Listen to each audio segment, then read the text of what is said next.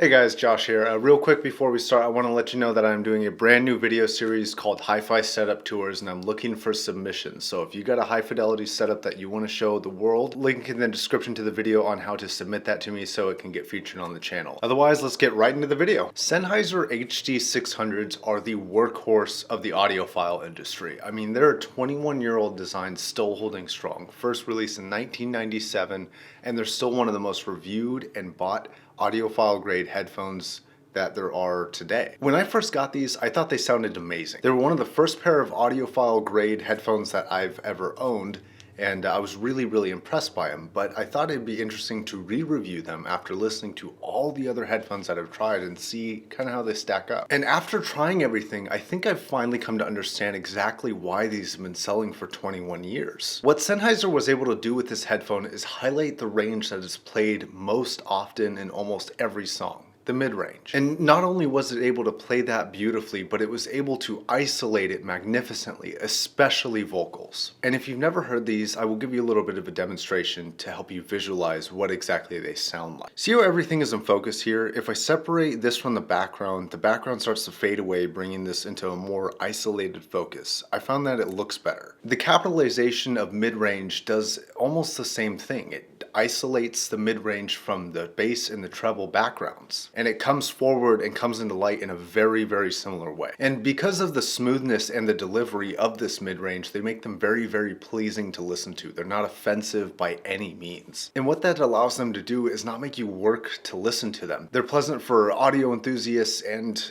common folk who don't really care a whole lot about sound quality as well. And I think that's the important thing that these things do better than other headphones. The isolation factor is so unique to these headphones. Not a lot of other headphones can emulate or reproduce it quite in the same way. And I think that's intriguing to a lot of people, including myself. And if you're like me and when you got these, you're first getting into audio, I mean, these completely change the type of music that you listen to time and time again. I have never enjoyed classical or a cappella music so much. And another factor to these is the mystery factor. I mean, there are songs that sound better on these than they do on any other pair of headphones that I've ever tried. Hotel California is a fantastic example. The speed and the pressure of the delivery of all of that entire song, for whatever reason, sounds just unparalleled compared to any other can I've tried. It just matches the pitch and range perfectly. Now, one thing I do want to clarify, and I'm speaking more to my audiophiles here, is that these are not the end-all be-all headphone. These are not going to do that. I do not think that there is a standard dynamic driver under $500 that can be that for you, that can do all of it. Even though these are a very enjoyable headphone, they're not that. What I do think they are is a perfect addition to your arsenal to change up the sound, to have something that is different and unique and not really comparable to any other headphone out there, with the exception maybe the SHP 9500s. I've already done a review in comparison of those two, and I don't think that the SHPs can quite reach the sound quality that these things can. There are some sub $500 planar magnetic headphones that do get pretty close to me in that end-all be-all headphone. I'm kind of looking at you, M1060s. However, personally, I'm kind of a firm believer in having multiple pairs of headphones. I don't think that any one headphone is going to be the best for you. I think that certain headphones will be better for certain songs or certain types of editing or listening or movies or gaming or something like that, and then a different pair might be, well, different.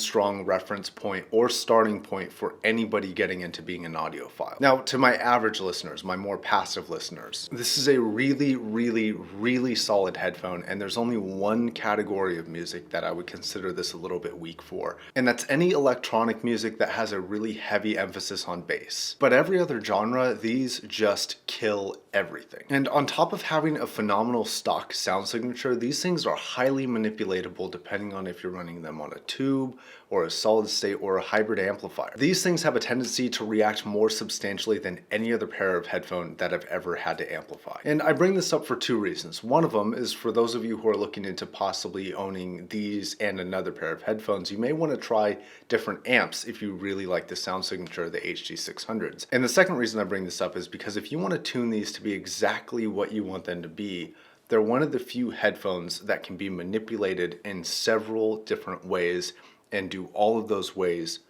very, very well. Now, I know a little bit more about headphones than I do amplifiers, so definitely do your research if you're gonna buy an amp. I can give you a few solid recommendations, but I haven't tried enough to really lay down a foundation for a solid recommendations list. So to wrap around to my original point, talking about why these have been around for 21 years, is they are a perfect reference pair of headphones to compare other headphones against. They have a solid initial sound signature. They act well to EQ. They also act well to other amplifiers. They are a very, very solid pair of headphones, and they do something very unique.